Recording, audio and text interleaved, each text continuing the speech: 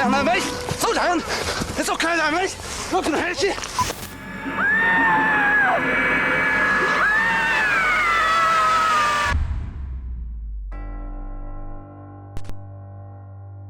24 banned movies, 8 levels. This is the ultimate iceberg of films that were never supposed to screen. We'll start with some infamous banned movies first, and then slowly descend into ones that are either forgotten or forbidden.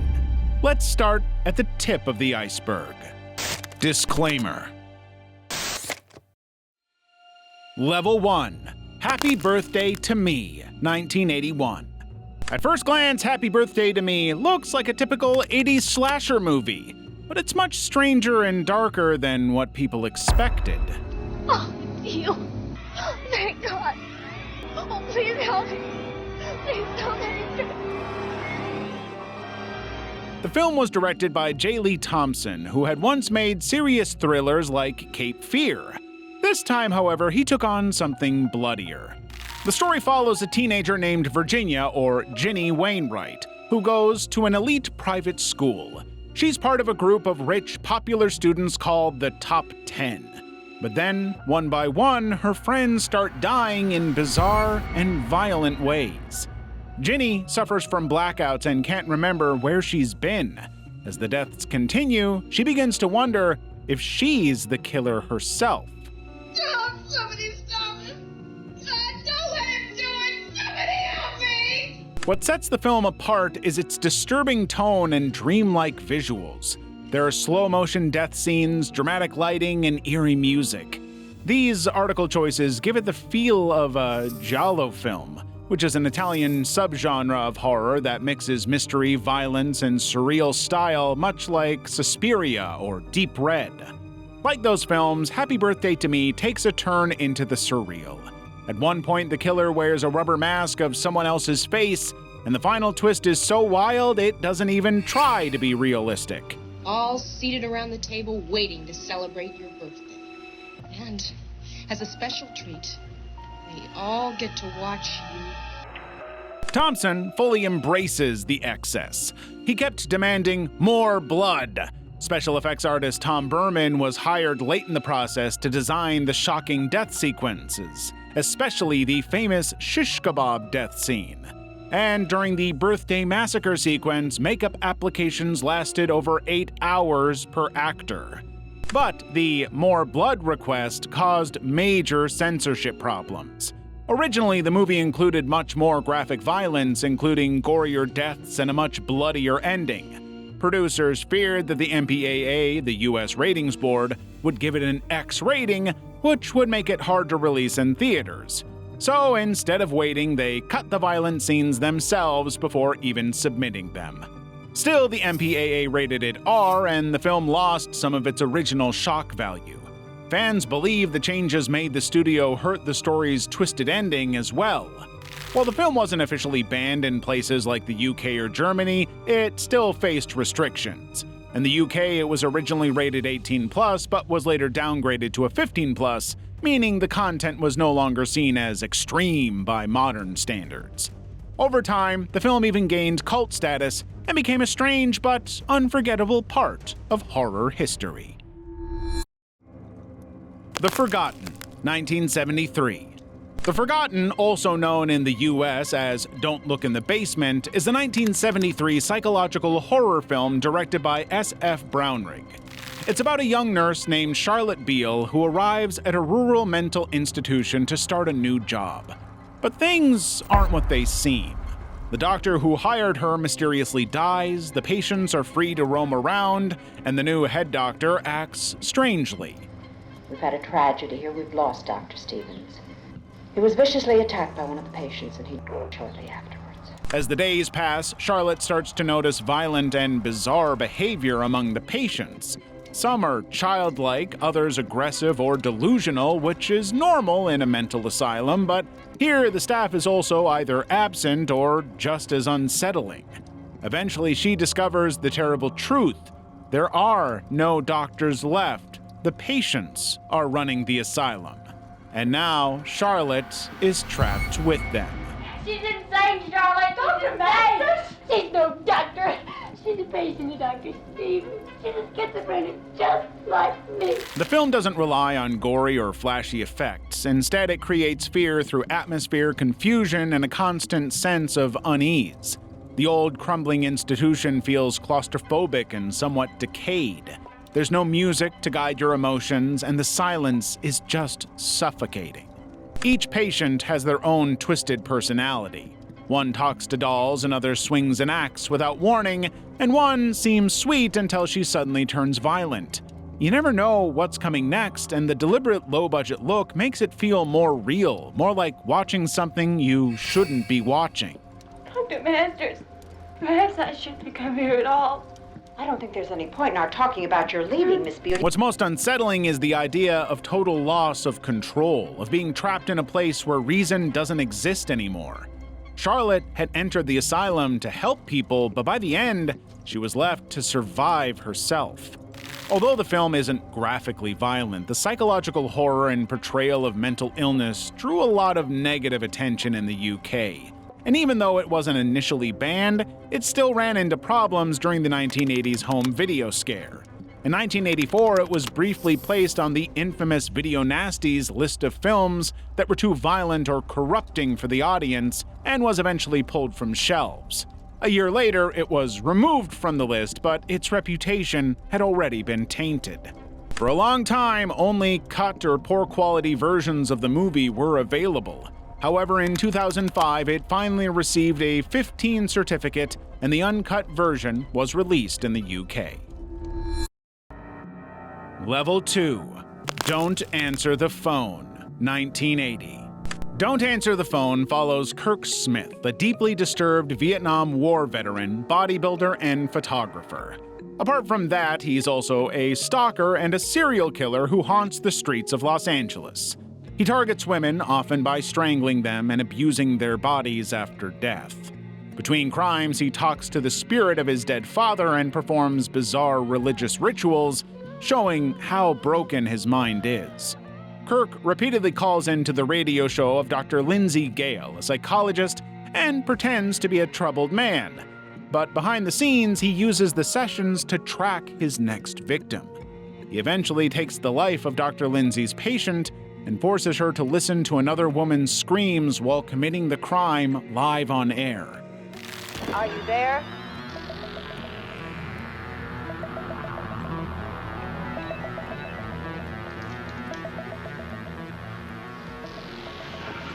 You hear that, Dr. Gale? Two detectives, McCabe and Hatcher, find his identity through a series of clues, including photographs he leaves behind at the crime scene. As the story reaches its climax, Kirk invades Dr. Lindsay's home, ties her up, and torments her. However, McCabe arrives just in time and shoots Kirk repeatedly.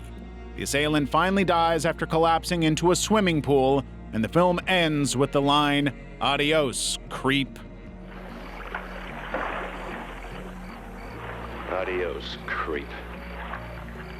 The movie combines violence, mental illness, and post-war trauma in a raw and explicit way. Vulnerable women are targeted, and the movie includes graphic violence, suggestions of necrophilia, and misogynistic themes. Critics called it a wrenchingly wretched, violent film, with its main character seen as disturbing even by horror standards. Despite hinting at psychological depth, the movie treats trauma more like a backdrop than something to explore seriously. Kirk's experience in Vietnam and his abusive past are used more to justify cruelty rather than examine it.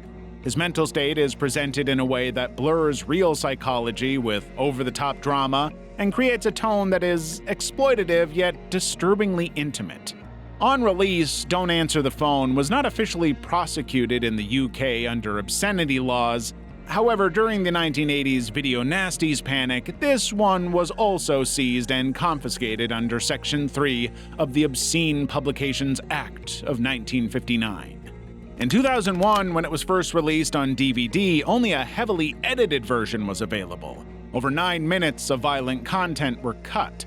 The uncut version wasn't released until 2006. Finally, in 2017, a full Blu-ray restoration appeared, and it answered all questions as to why it was censored in the first place. A Bay of Blood, 1971. A Bay of Blood, aka Twitch of the Death Nerve, is a 1971 Italian horror thriller by Mario Bava, often seen as one of the first slasher movies. The plot begins with the mysterious death of an old countess who owns a valuable bayfront property. Instead of finding out the assailant, her greedy relatives, neighbors, and outsiders start taking each other's lives to claim her land. The story is messy, full of betrayals, and almost every character is either selfish or dangerous. A group of young people also gets caught up in the chaos, and one by one, all of them tragically lose their lives. The movie is filled with brutal and creative ways to put someone down for good, including people being stabbed, beheaded, and impaled. Robert! Is that you? Please, Robert, you must answer me. There's a dead man in the bed. Please, Bobby, come out.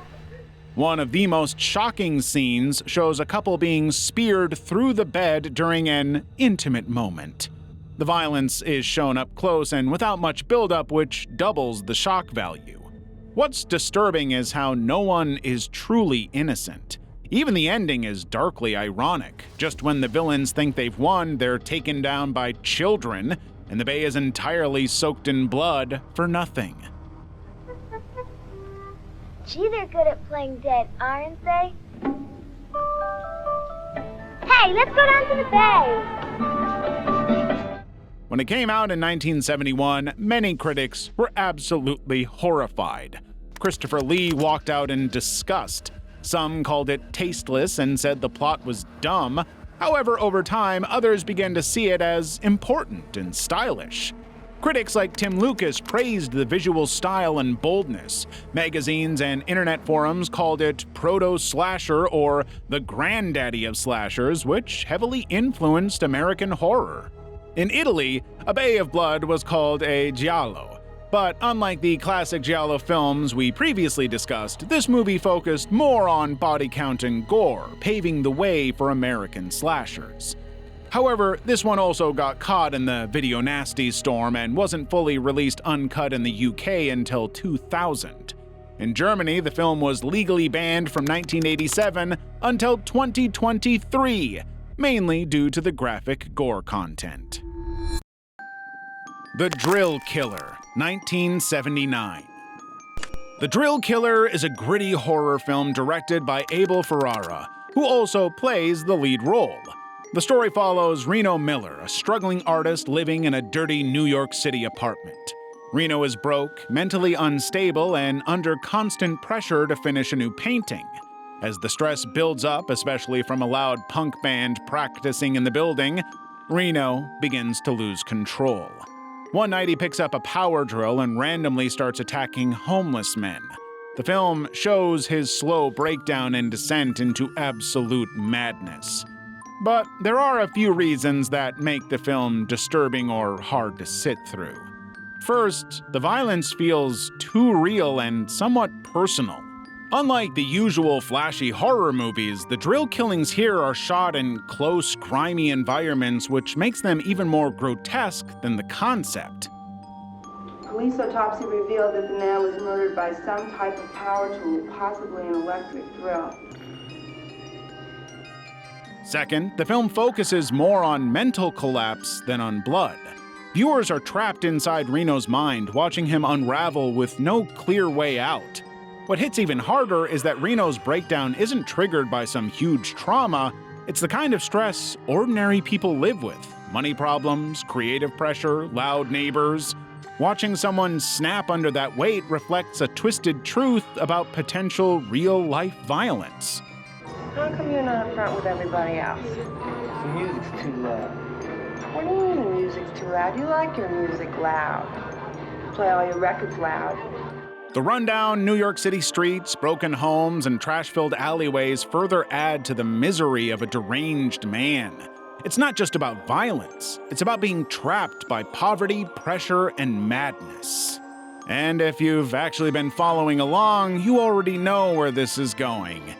Yep, The Drill Killer was also added to the Video Nasties list by the British government. In fact, it was one of the most infamous titles on the list, mainly due to the VHS cover of a man getting drilled in the forehead. The image caused a wave of public outrage. Parents freaked out, tabloids ran headlines, and by July 1983, it was officially banned under the Video Recordings Act. A censored version did come out in 1999, but the uncut version wasn't released in the UK until 2002. Other countries like Germany and Australia also restricted the film, but it was never banned in the US, where it was released uncut in 1979 and quietly slipped into grindhouse theaters. Despite the censorship controversy, the film lived on.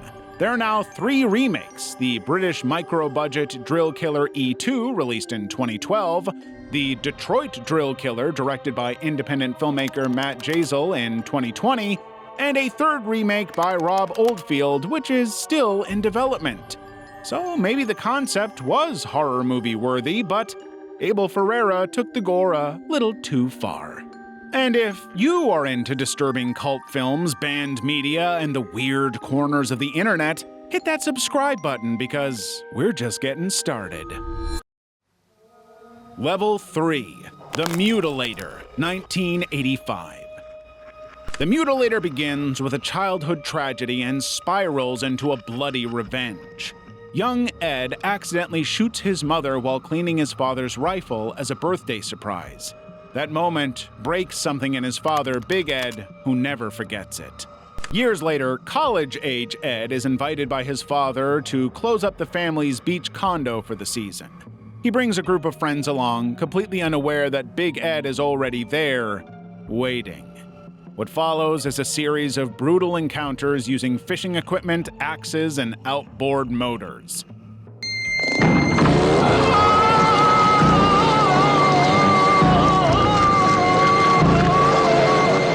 The film stands out for its creative and excessive violence.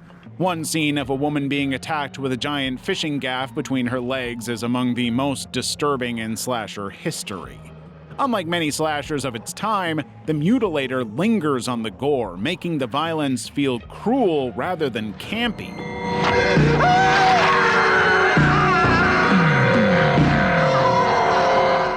But under all the blood, there's a darker story of grief, guilt, and a warped father-son bond. Jesus Christ. It's my dad. The film was a bold move for its era, and it ran into major problems with rating boards.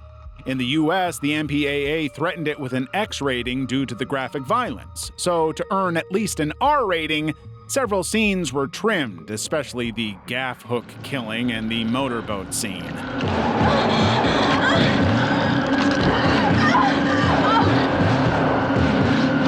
Still, it remained in theaters for only a limited time and mostly survived on VHS. In the UK, The Mutilator was cut by 7 seconds to remove gore before being allowed on video. Germany's version was disturbingly uncut and mostly released unofficially or on the gray market. Despite these restrictions, The Mutilator built a cult following for its blood and practical effects. In 2016, Arrow Video restored and released the uncut version, giving horror fans access to the film in its original uncensored form for the first time. The Toolbox, 1978. The Toolbox is a controversial slasher directed by Dennis Donnelly. The story takes place in a rundown Los Angeles apartment complex where a masked figure uses household tools to violently attack several women. These early scenes are long, grim, and hard to watch, not because of the subtle storytelling, but because the violence feels harsh. Halfway through the film, the killer is revealed to be the apartment manager Vance Kingsley, who is grieving the tragic death of his daughter. Blinded by religious delusions, he sees his attacks as a way of cleansing the world. Eventually, his fixation turns personal and he kidnaps a girl named Lori to use as a replacement for his lost daughter. The film explores unsettling themes of religious extremism, unresolved grief, and control. The lingering shots of the female victims make the audience wonder whether they're witnessing horror or exploitation. However, what made the Toolbox truly infamous was not its filmmaking, but the reaction. It was caught in the middle of the 1980s moral panic around horror movies, especially in the UK. And this one movie in particular was even regarded as a threat to Western civilization. Newspapers and religious groups labeled it obscene. So, regardless of the weak dialogue, awkward pacing, and rough production, the outrage it caused turned it into a cultural symbol, proof that controversy can often be more powerful than craft. In the UK, it was inevitably listed in the infamous Video Nasties list.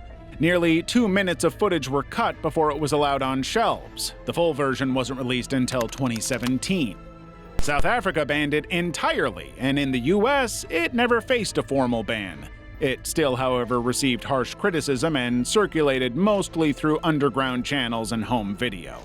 In Germany, it wasn't officially blocked, and the film was largely available via unofficial or limited releases.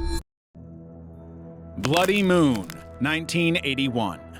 Bloody Moon is a slasher film directed by Jesus Franco and takes place at a language school for girls on the sunny coast of Spain. But the bright setting hides something dark. The story begins with Miguel, a young man with a disfigured face, released from a mental hospital. Years earlier, he stabbed a woman while wearing a mask and eventually ends up under the care of his strange sister, Manuela, who runs a school with their aunt. Soon after, girls at the school suddenly start dying in brutal ways. A circular saw, a hot curling iron, a pair of scissors. Each death is more disturbing than the last. One scene shows a girl being restrained on a stone slab as a mechanical blade moves toward her at a deliberate pace. The deaths are not just graphic, they feel slow and cruel. The eerie atmosphere of the film makes it even more unsettling. The dreamlike music, the odd camera angles, the incest hints between Miguel and Manuela. There's something off about everything. And despite its title, there's no bloody moon in the film. It's misleading, and that adds to the strange, disjointed feeling. The movie was banned in the UK in the 1980s and labeled a video nasty because of its violent content. When it was first released on home video, it was heavily edited. And it wasn't until 2014 that fans finally got the full uncut version, including the infamous Saw scene, thanks to the Severin Films.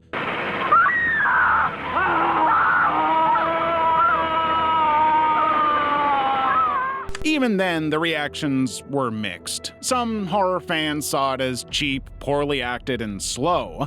Others appreciated the trashy charm and over-the-top deaths. Either way, Bloody Moon has earned a place in horror history. Not for being good, but for being bizarre and hard to forget. It's the kind of film you watch once, then wonder if you actually saw it or dreamt it. Faces of Death 2, 1981. Faces of Death 2 came out in 1981, just a few years after the first movie shocked audiences around the world. Like the original, it was made to look like a documentary hosted by the fictional Dr. Francis B. Gross. It claimed to contain real footage of death, violence, and strange human behaviors, but again, much of it was supposedly staged or edited to feel real. But when the movie surfaced, it was clear they had gone much farther than what was expected. My name is Dr. Francis B. Gross, and again I invite you to join me as I travel through the world of the dead. It showed a bullfight gone brutally wrong, a boxer dying in the ring, and people injured or killed during protests and accidents. There's also footage of surgeries, animal deaths, and public executions. Some of the real clips are pulled from news footage, but many were fake, made by special effects and clever camera tricks. The goal was to make people believe everything was real. If you disagree with me, I'll prove my point. The movie was quickly labeled as dangerous and disturbing. In the UK, it was completely banned under the Video Recordings Act, meaning it couldn't be legally sold, rented, or shown. In Germany, it was outlawed due to its violent content. Even in the United States, it was heavily criticized. Some versions had cut scenes out to make it more acceptable, especially those involving animal cruelty and real human suffering. Critics slammed the movie for being violent and tasteless, but others were drawn in by the mystery. Was it real or not? That question kept people talking. The film gained popularity in underground circles, passed around on VHS tapes, and watched secretly by curious teens and horror fans. It also gained a kind of cult status for pushing boundaries and making people uncomfortable.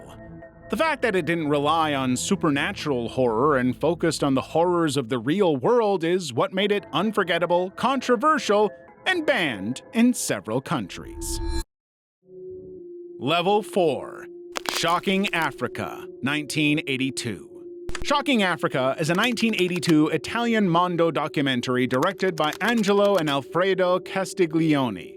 It was made to shock Western audiences by showing extreme tribal customs and rituals from different parts of Africa.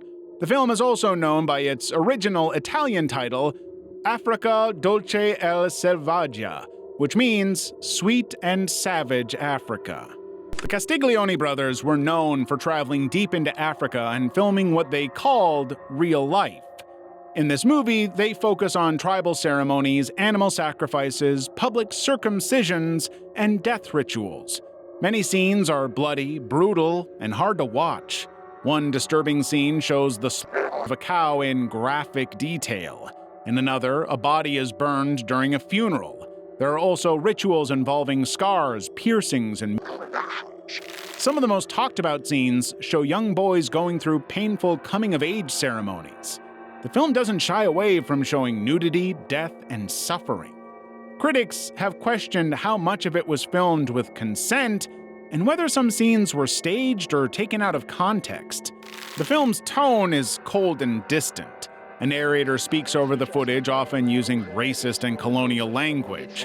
It presents African people as wild or primitive, which led to heavy criticism. Shocking Africa was banned in several countries soon after its release. Films are meant for fun, but this one explored themes that should never be used for entertainment of any sort. Later, a fake version of Shocking Africa was sold on VHS. This version was essentially a compilation of scenes from other shock films such as Africa Addio and Mondo Cane. It confused viewers and made the original film even harder to find. Today, the film is remembered as one of the most graphic and controversial films of the mondo genre. It raises questions about ethics and how far can filmmakers go to get a reaction. The New York Ripper, 1982.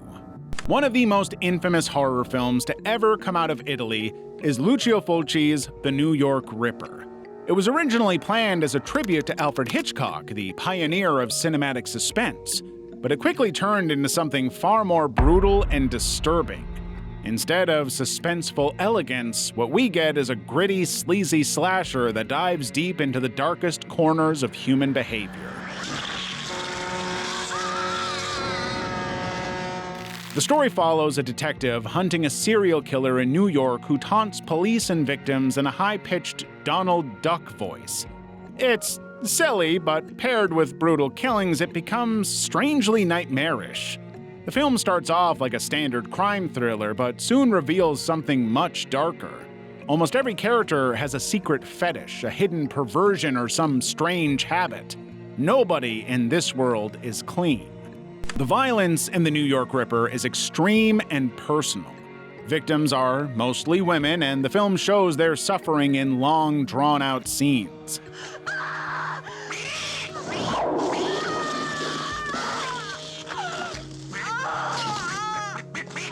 One particularly infamous moment is the eye-slashing scene.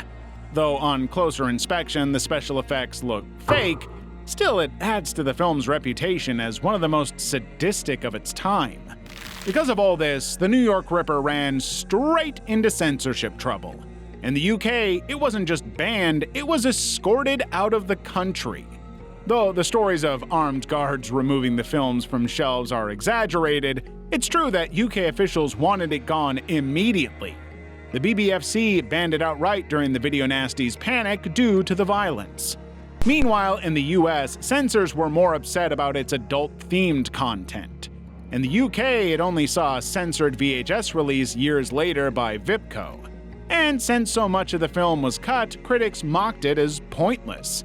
Even the BBFC's lead censor at the time, James Furman, became a controversial figure by editing films himself and stirring outrage across the media industry.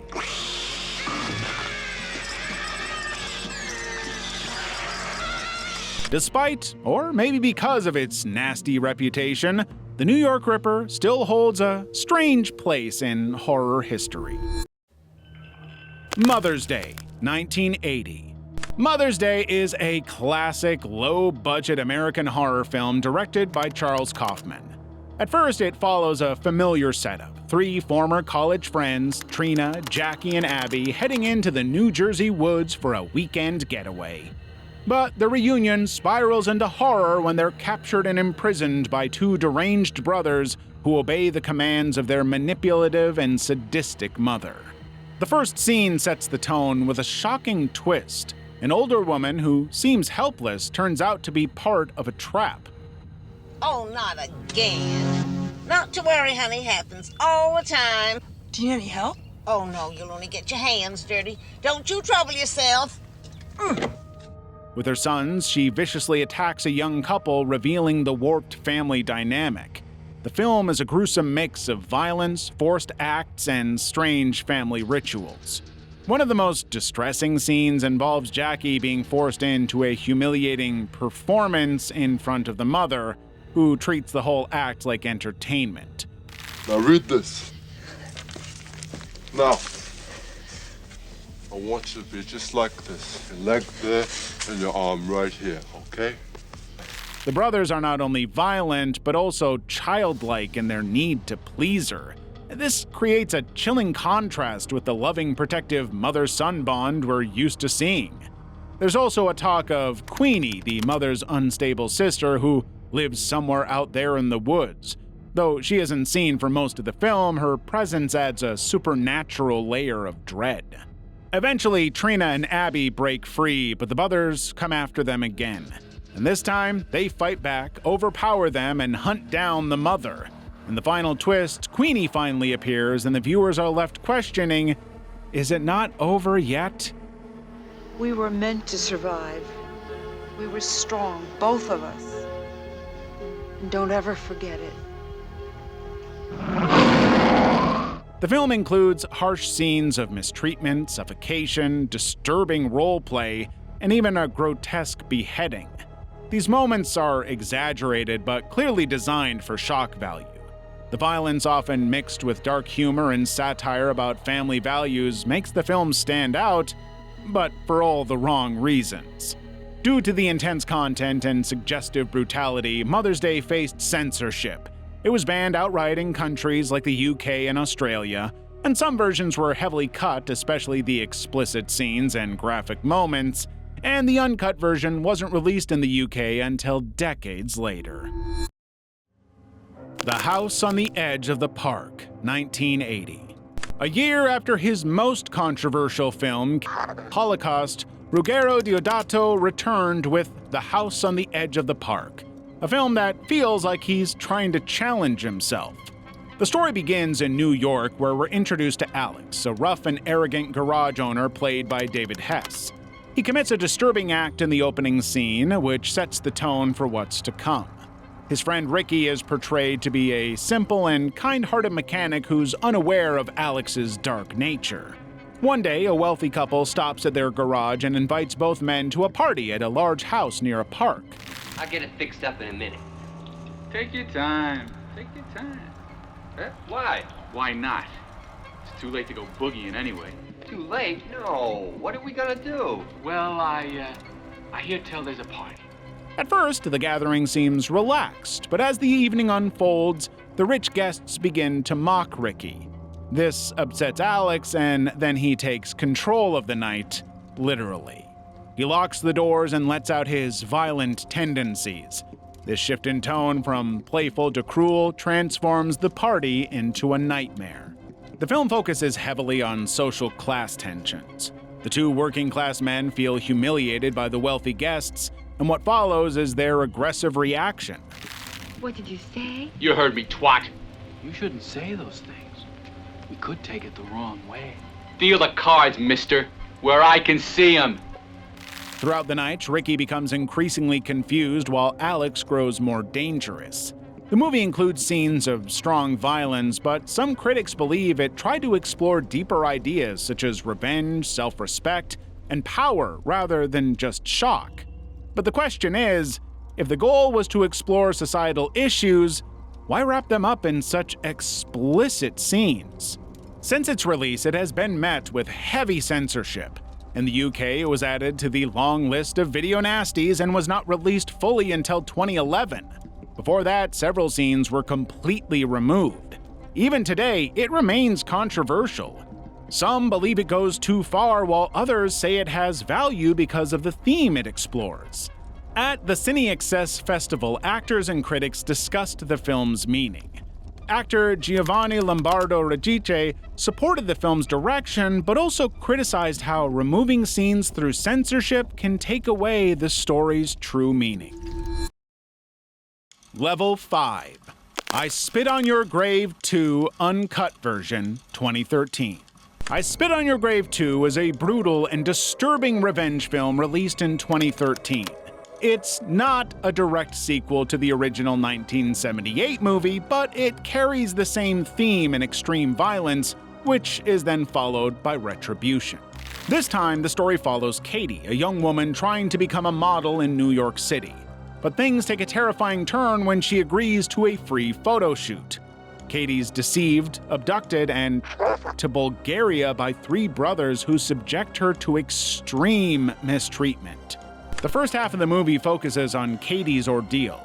In a physically and emotionally shattered state, she's left to die in a dark basement, but through a series of twisted events, she somehow survives. Please help me!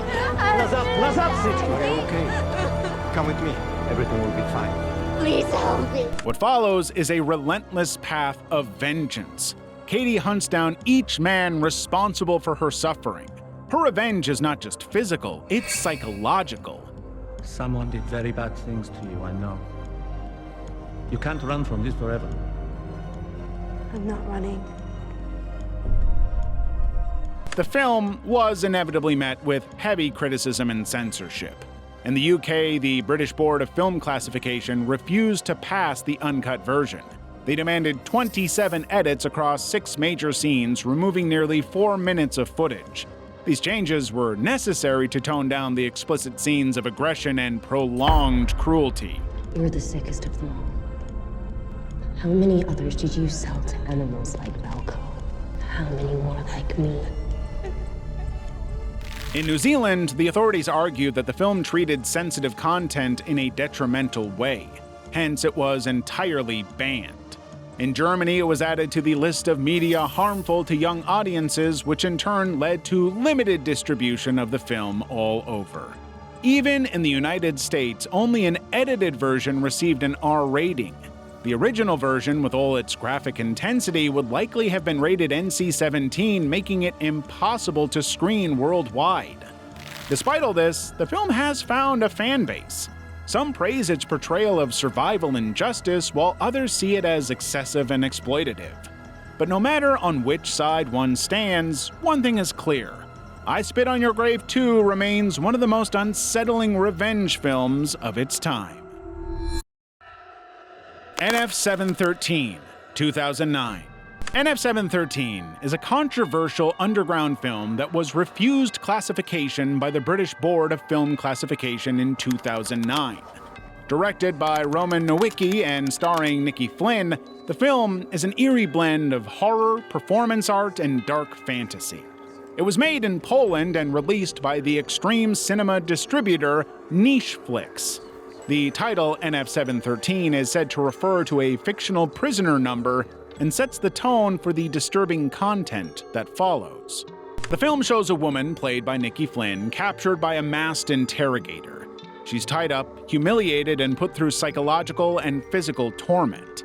There is no clear story or dialogue. Instead, the scenes are slow, quiet, and drawn out.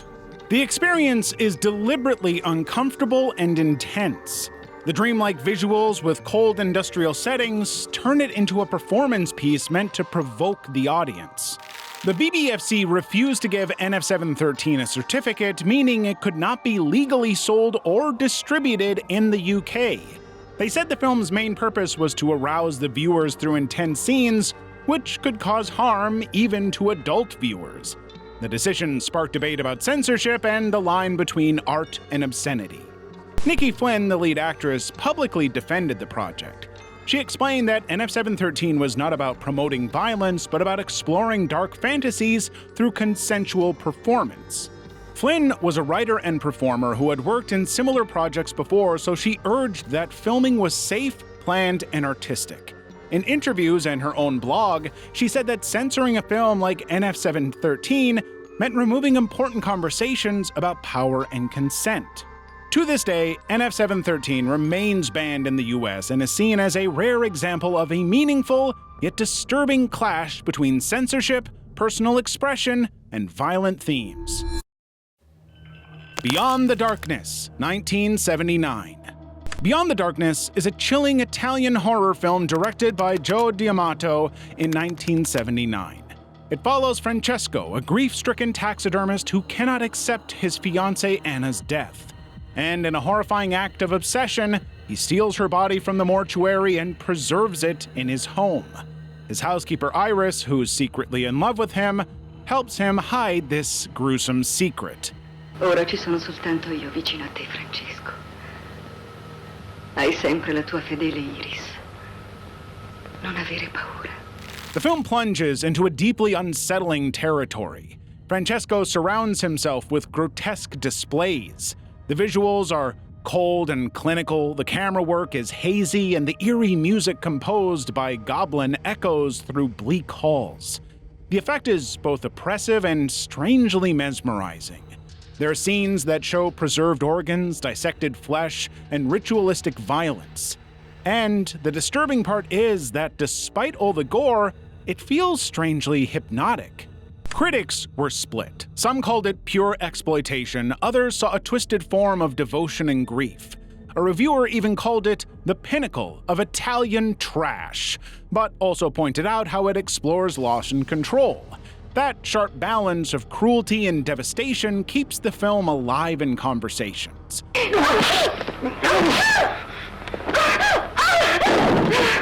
When it first arrived in Italy, it stirred outrage for its graphic imagery. Italian censors forced the removal of the revolting scene where Francesco bites Anna's heart. The film was trimmed for other markets as well. In the United States, it was retitled Buried Alive and reduced by about 3 minutes. For many years, it faced bans or heavy cuts in several countries. Although there were underground tape trades, the uncut version was not officially available.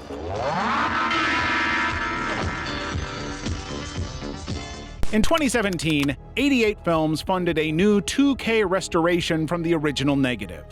The restored, uncensored version was submitted to the BBFC, and it actually passed, obviously with an 18 certificate, but it was finally cleared for release in cinemas. The Blu-ray version included a feature documentary called Omega Rising: Remembering Joe D'Amato, new interviews and archival material. And through all the chaos, Beyond the Darkness was still able to make a name for itself in the horror genre. Level 6. Bum Fights: Cause for Concern, 2002. Bum Fights: A Cause for Concern Volume 1 was a shock video released in 2002. It claimed to be outrageous street entertainment, but quickly became infamous for its content and controversy. The video showed 3 main types of footage: backyard fights between teenagers, reckless stunts by real homeless men, and a bum hunter character who tied up sleeping homeless people and rode on them. Hold down, mate! Hold down! It's okay there, mate! Not gonna hurt you! Some stunts, such as pulling out teeth, hitting heads against objects, and performing other dangerous tricks, are done for trivial payments. The people behind the video, Ryan McPherson, Zachary Bubek, Michael Slyman, and Daniel Tanner, said participants agreed to appear themselves, but critics argued the men were homeless, struggling with and were not in a state to give real consent. They were often paid in cash, alcohol, food, or a hotel room. Homeless advocates and politicians condemned the video. Congressman Earl Blumenauer called it a new standard for cruel exploitation. The National Coalition for the Homeless called it the worst case of misuse they had seen. The video sold around 300,000 copies to about $20 each and earned millions. The success brought even more attention and legal trouble. A San Diego nurse was alarmed by repeated injuries to homeless men and pushed for charges. Prosecutors eventually charged the producers with soliciting violent acts, and in McPherson's case, bribing participants to stay silent. Two homeless men, Donald Brennan and Rufus Hanna, later filed a civil lawsuit. They claimed the producers exploited their alcoholism and persuaded them to harm themselves and get bum fights tattoos. They sought damages for assault, emotional distress, and civil rights violations. He's got a masquerade mask. That means that he's like a chameleon. He can change his colors whenever he likes. The controversy also reached the media worldwide. News outlets debated whether the video was a crime, a form of free expression, or simply bad taste. Some countries and retailers refused to sell it. In the US, there was no official ban, but public pressure still kept it out of mainstream stores. Critics described the film as ugly, heartless, and without any real humor. It was seen as part of a larger trend towards shock entertainment, but taken to an extreme. As the attorney of Donald and Rufus put it, the real bums are the bums behind the camera. Bloodlust, 1976.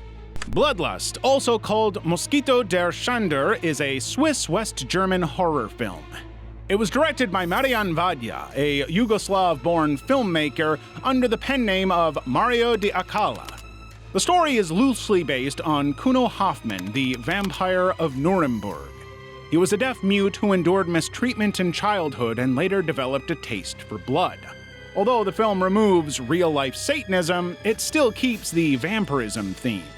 The main character is never named. He's played by an Australian actor, Werner Pokath, who was beaten by his father as a child and saw his sister being taken advantage of. As an adult, he works as an accountant and gets tragically bullied by his coworkers. See? I told you he played with dolls. Look, it's right here in his drawer. That proves he's crazy. Finally, he meets an old woman and her hippie daughter, who show him the kindness he's been devoid of all his life. The character even tries to connect with a prostitute, but that doesn't work out either. At home, he just sits with his collection of creepy dolls. I only managed to peek into his room once. The walls are all black. It's got the whole room full of dolls.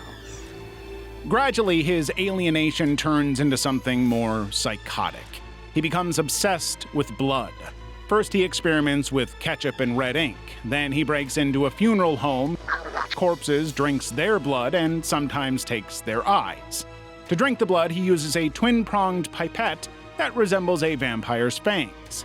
And after each attack, he leaves the word mosquito as graffiti. The film mixes sleazy content with moments of beauty. It is shot by Norbert Friedlander and David Kahn, and the music by David Llewellyn is strange and haunting. Some scenes are straight up absurd, like taking a corpse into the woods for a picnic or riding a tiny scooter through town. The gore effects are basic, and the corpse makeup looks obviously fake, but the atmosphere is nauseating. All the characters are damaged in some way. No one is completely healthy or stable, and the ending is downbeat. Yes? Right over here. I'm afraid we're going to have to ask you to come along with us, sir. The man is finally arrested, and instead of regretting his crimes, he builds his own fantasy land where he twirls and dances with the hippie woman. When it was released, Bloodlust was considered too extreme and depressive. It appeared on the UK Videos Nasties list, but was never prosecuted. For years, it was known only for poor VHS copies. Later, when Blu-ray editions restored the film, they also exposed its cheap effects. Despite never receiving mainstream attention, it was a memorable film of its genre. Director Jörg Buttgereit later said that the film's mood and shocking themes helped inspire his own cult classic, Necromantique, in 1987. Necromantique 2, 1991. Nekromantik 2 is a 1991 German horror film directed by the same Jörg Buttergeist. The story follows Monika, a young nurse living in Berlin who secretly has a sensual attraction to the dead. Early in the film, she digs out the corpse of Rob, the main character from the first movie, and takes it to her apartment. She tries to live a normal life and even begins a relationship with a living boyfriend, Mark. Ja, ich weiß, wir waren erst für nächste Woche verabredet, aber ja, im Kino läuft ein ganz interessanter Film, den würde ich gerne sehen. Stimmt. Habe ich auch schon gehört. However, she cannot resist her obsession. The film explores themes of loneliness, alienation, and the pull between love for the living and the dead. It also plays with dark sarcasm, showing Monika's attempt to hide her secret life while acting normal in public. Ich habe vor kurzem jemanden kennengelernt und sie ist wirklich liebend so, aber bloß, ich glaube, sie ist irgendwie pervers. The movie is known for its disturbing imagery with scenes of corpse handling, dismemberment, and adult-themed contact with dead bodies. While the gore is not constant, it is still graphic and unsettling when shown. Unlike the first film, Nekromantik 2 has a slower, more romantic tone, but still pushes boundaries with its mix of intimacy and necrophilia. Deine Freundin möchte ich nicht näher kennenlernen. Wieso? Weil es absolut pervers ist, sowas aus Spaß anzugucken. Many underground horror fans praised it as art, while others were simply disgusted. The film's censorship history is one of the most infamous in German film. Just 12 days after release in June 1991, Munich police raided the Verstadtkino Theater and seized its only print. Authorities claimed it glorified violence, which is a serious offense in German law. The print was sent to Berlin and put on an official seizure list. This meant all known copies had to be confiscated, and owning one was illegal. There were more raids in 1992, even at a producer's home. No trial took place, and the decision was made entirely by censorship boards. In 1993, it was finally made legal, but many large stores still refused to sell it for years. The extent of outrage and aggressive censorship only added to the movie's legacy in extreme horror circles. Level 7. Mikey, 1992. Mikey is a 1992 American horror film that tells the chilling story of a 9-year-old boy named Mikey who appears innocent but hides a deadly secret. I hate you! You don't care about me! You're not my real mother! What makes the film so unsettling is how Mikey repeatedly killed his foster families using brutal methods like electrocution, drowning, and beating. The shocking violence contrasts with his sweet, harmless look and hints at the themes of broken innocence and hidden cruelty. The unsettling mix surely grabbed attention, but it also sparked serious controversy. You know, dead people aren't the ones to be scared of. Living people are. The turning point in Mikey's story came when the film's timeline coincided with a real-world tragedy. In 1993, James Bulger, a 2-year-old boy, was killed by 2 10-year-old boys. The heartbreaking event shocked the entire UK and made people question how violent media might influence children. Since Mikey shows a child committing violent acts, authorities grew concerned that the film could inspire similar behavior. As a result, the BBFC took a hard stance and they withdrew Mikey from video release in 1996. Effectively banning it in the UK for nearly 3 decades. The censorship wasn't just about violence, it was about protecting society from what was seen as dangerous content in a sensitive time. Mikey's first mother was electrocuted. Sound familiar? Rachel doesn't understand how dangerous he is. My car's right here. For years, Mikey was unavailable in UK stores and rental shops. Then in 2025, everything changed. The BBFC revisited the film, reassessed its content, and finally decided it could be safely viewed by the 15-plus audience.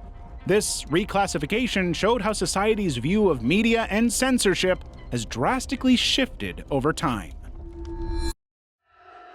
The Bunny Game, 2011. The Bunny Game is an intense and disturbing film about a young woman named Bunny who is kidnapped by a violent truck driver called Hog. The movie shows harsh scenes of mistreatment and fear using a raw handheld camera style that makes the experience feel very real. Many viewers find the film difficult to watch because of its extreme and upsetting content. Some people see it as a dark piece of art exploring human cruelty, while others believe it goes too far. Let me out! The film is loosely inspired by the real-life crimes of Robert Ben Rhodes, known as the Truck Stop Killer. Robert was a long-haul truck driver who kidnapped and harmed several women during the 1970s to 1990s. He used his truck, which had hidden compartments and chains, to keep his victims captive. His strong interest in related activities influenced the way he treated his prey. What makes his story especially chilling is that he appeared to be a normal man on the outside, but deep within, his true nature was criminally unsettling. Nobody's gonna hear you. We've been here for almost 5 days now. I lose track of time. What about you? The connection of the Bunny Game to Robert Ben Rhodes makes it harder for viewers to separate fiction from reality. Because of this, it's been banned in several countries like Germany, Australia, and New Zealand.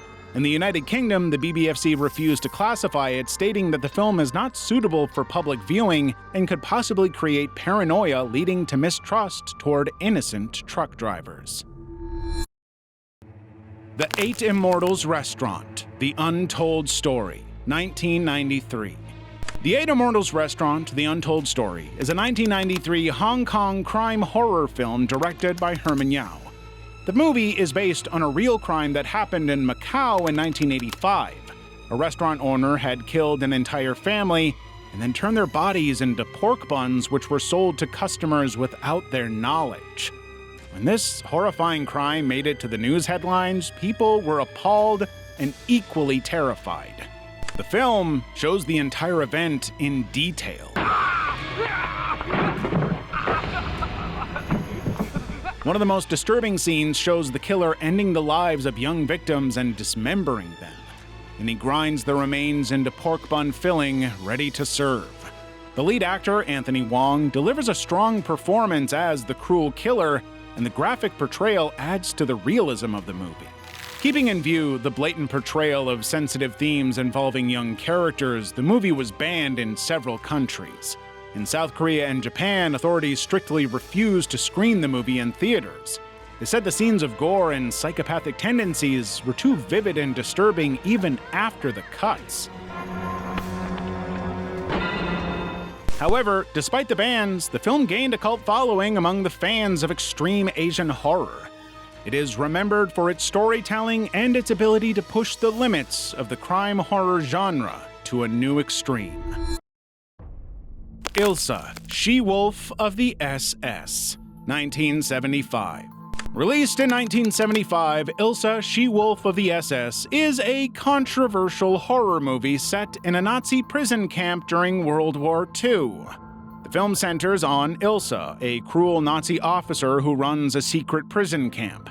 She is known for brutalizing prisoners and using them as lab rats for her terrible medical experiments. The film shows many scenes of violence, abuse, and disturbing behavior.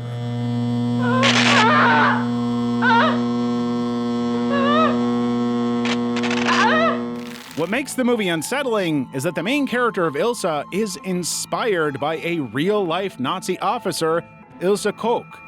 Ilse was married to the commandant of the Buchenwald concentration camp and became infamous for her cruelty. She was even nicknamed the Witch of Buchenwald. Ilse was accused of biasedly selecting prisoners with tattooed skin to be killed so their skin could be made into lampshades and other objects. This link to true horror from history makes the film extremely controversial. Critically, the movie was widely banned. Reviewers called it tasteless, exploitative, and offensive. Even the acting and story were criticized for being weak, and the film only appeared to rely on its gore for attention. It was given a wide release in the US and Canada, but nobody really wanted to see it. Hence, it quietly slipped into the grindhouse theaters. In Australia and Norway, it was banned outright, and in the UK, it was rejected by the BBFC and still remains unreleased there. The censorship history highlights just how bizarre the film was. Despite this, it remains a notable work in the Nazi-sploitation genre. That was it for Volume 2 of the most disturbing band movies, and if this one sparked your interest, you would definitely love Volume 1.